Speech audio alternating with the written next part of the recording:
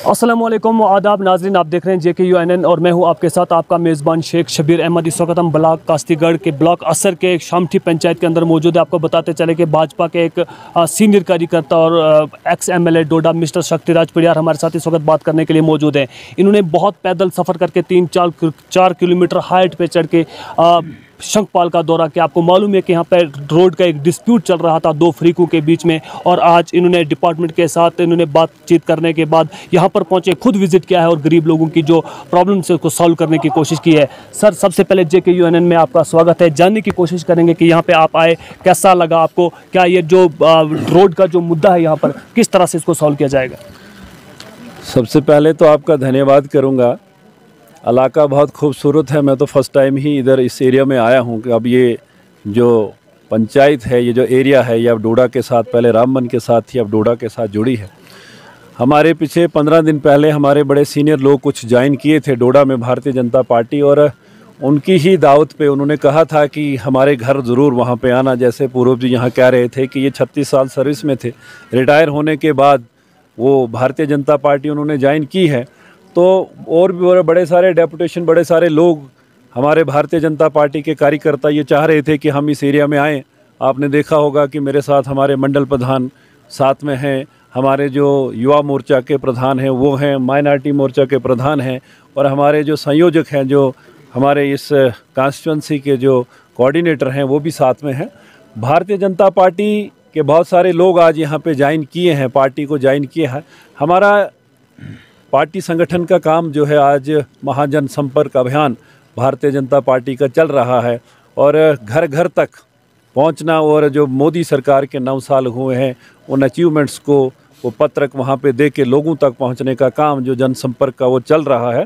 उसी सिलसिले में आज हमने सोचा कि इस एरिया में भी, क्योंकि ये नया इलाका है, यहाँ किल मिल में अपना यहाँ जो साथ का जो गाँव है, शंखपाल है, बगोड़ी है, अलसी है, ये जितने भी ये वाला एरिया है, इसमें आज लोगों से मिलना हुआ, बड़ा अच्छा लगा। सबसे पहले तो मैंने अपने भाषण में भी कहा कि मैंने मुबारकबाद की लोगों को कि जो यहाँ का भाईचारा, जो हिंदू मुस्लिम आपस में इकट्ठा एक टीम के तौर पे यहाँ पे रहते हैं, उसके लिए मैं इनको बधाई दूंगा।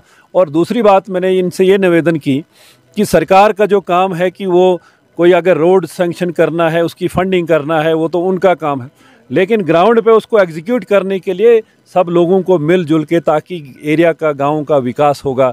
अगर कोई डिस्प्यूट होगा तो आपस में मिलजुल के उसको ख़त्म किया जाए, ताकि वो काम आगे। और अगर 4 किलोमीटर पैदल चलना है, अगर काम चला होता तो शायद आज गाड़ी में। मेरा सीधा सवाल आपसे ये रहेगा कि 40 घरों को डिपार्टमेंट ऑफ R&B ने निगलेक्ट किया है, नज़रअंदाज किया हुआ है, और अपनी मन मर्जी से वो काम कर रहे हैं। कॉन्ट्रैक्टर्स भी अपनी मन मर्जी से काम कर रहा है और डिपार्टमेंट भी अपनी मन मर्जी से काम कर रहा है। आप क्या कहेंगे? मैंने आज खुद भी देखा है, यहाँ आके सारा फोटोग्राफी भी इसकी सारी हुई है, मैंने खुद से भी देखा हुआ है। और डिस्ट्रिक्ट एडमिनिस्ट्रेशन डिपार्टमेंट के साथ, बाकी एडमिनिस्ट्रेशन के साथ भी बात की जाएगी कि सरकार या डिपार्टमेंट को जो काम करना है वो लोगों की मर्ज़ी से करना है। वो ज़बरदस्ती किसी पे थोप नहीं सकते हैं कि हमको यही करना है। ये अगर रोड बननी है तो ये किसी गांव को कनेक्ट होनी चाहिए। गांव अगर छोड़ दिया है तो रोड कहीं और बन रही है, उसका कोई, मुझे लगता नहीं कि कोई ऐसा कोई फ़ायदा होगा। कि कोशिश हमारी ये हो कि जितने भी गाँव हों वो कनेक्ट हों, उस रोड के द्वारा कनेक्ट हों।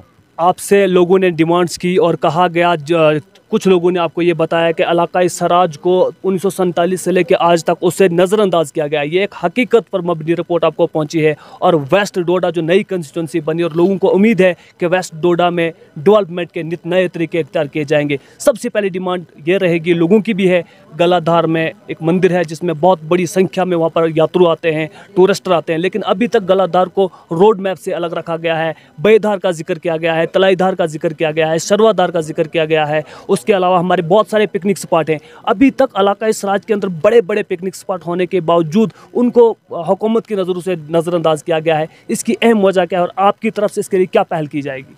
अब पीछे क्या हुआ है, पास्ट में क्या हुआ है, मैं उसमें जाना नहीं चाहूँगा।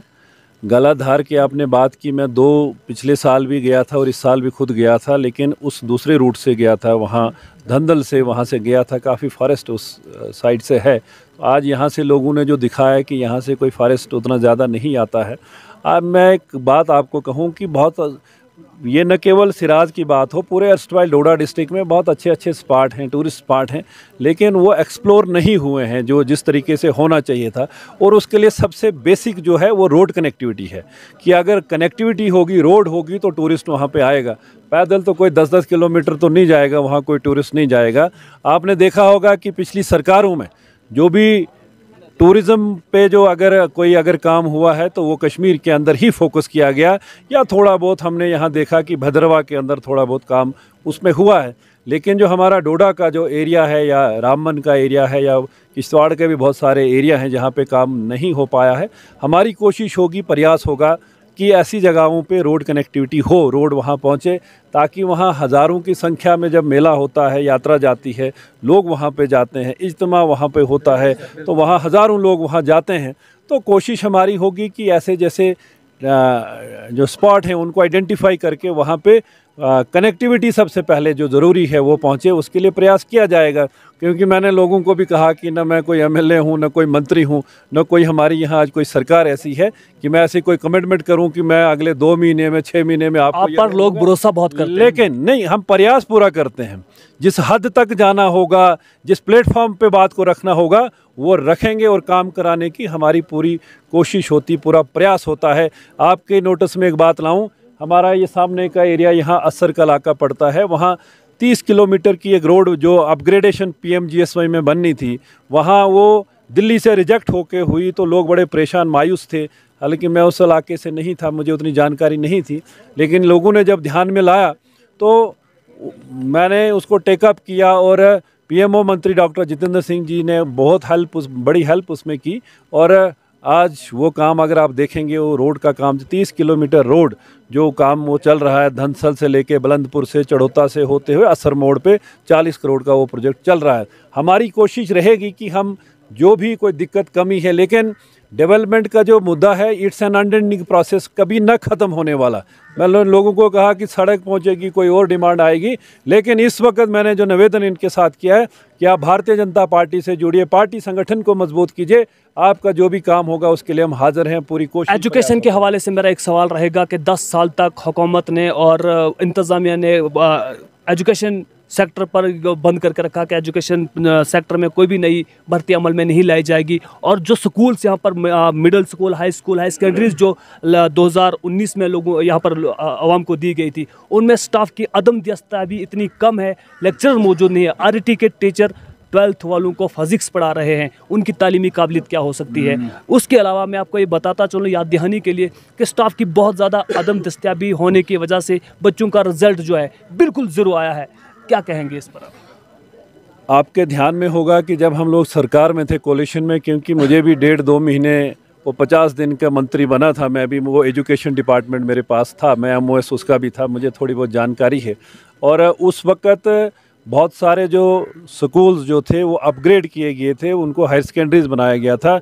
मुझे याद है अभी भी कि मैंने उस फाइल को पहले साइन किया था, लेकिन उसमें जो आपका वहाँ बिल्डिंग बनना है या स्टाफ की क्रिएशन के लिए वो सारा प्रोविज़न उसमें रखा था, कोई ज़बानी खाते में नहीं था। और वो जहाँ भी वो हायर सेकेंडरीज, मैंने चिल का मुझे ध्यान में है, मेरे ध्यान में है, चिल में जो बना वहाँ बिल्डिंग भी बन गई है। ये ज़रूर है कि इस पूरी बेल्ट में, रूरल एरिया में खासकर जो है, जो टीचिंग स्टाफ की बहुत ज़्यादा शार्टेज है। ये RAD LG साहब के ध्यान में है, कमिश्नर सेक्रेटरी एजुकेशन के ध्यान में है कि जो रूरल एरिया में जो टीचिंग स्टाफ की जो एजुकेशन जो सेक्टर हमारा पिछड़ रहा है उसमें और बेहतरी हो सके।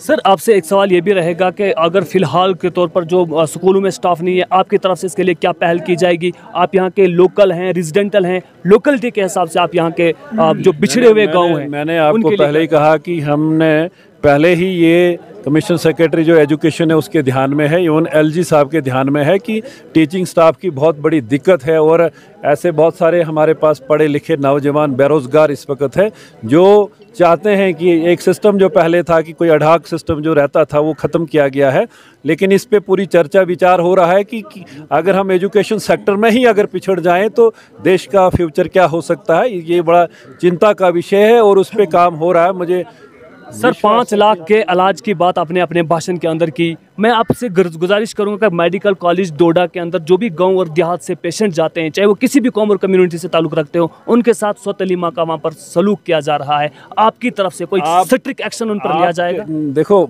मैंने पहले ही कहा ना, मैं एमएलए हूँ ना कोई मंत्री हूँ ना कोई, आपसे लोग एक्सेप्ट बहुत करते हैं, आप पर उम्मीदें हैं लोगों की, ऐसी पोस्ट मेरे पास है आपको लोग मंत्री समझते हैं, मैं किसी पे कोई ऐसा एक्शन ले सकूं। अलबत्ता अगर कोई स्पेसिफिक केस है, अगर आपको कोई ऐसा लगता होगा, वो अगर हमारे ध्यान में लाएंगे, ज़रूर एडमिनिस्ट्रेशन के ध्यान में लाके उन पे कार्रवाई आपकी जानकारी के लिए मिसमैच ब्लड की वजह से, वहाँ पर मिसमैच ब्लड की वजह से एक खातून की मौत हो गई, तो इससे ज़्यादा इंसिडेंट वहाँ पे और क्या हो सकता है? आपने मेरे ध्यान में जो लाया है, ज़रूर मैं चाहूँगा कि इन जिस भी जगह पे बात रखनी होगी, बात रखी जाएगी, और जो भी कमियां, जो भी दिक्कतें हैं, उनको दूर करने का काम किया जाएगा। आपने आयुष्मान भारत गोल्डन कार्ड की बात कही, हमारे पास सैकड़ों ऐसे लोग हैं जिनका इलाज आयुष्मान भारत कार्ड के थ्रू हुआ है, और ये विश्व की लोगों को जो है आयुष्मान भारत कार्ड इशू हुआ है, उनको फ्री का इलाज होता है। बहुत सारे गरीब लोग है, कोई नर्स की दिक्कत हो सकती है, कोई वहाँ के स्टाफ की दिक्कत हो सकती है।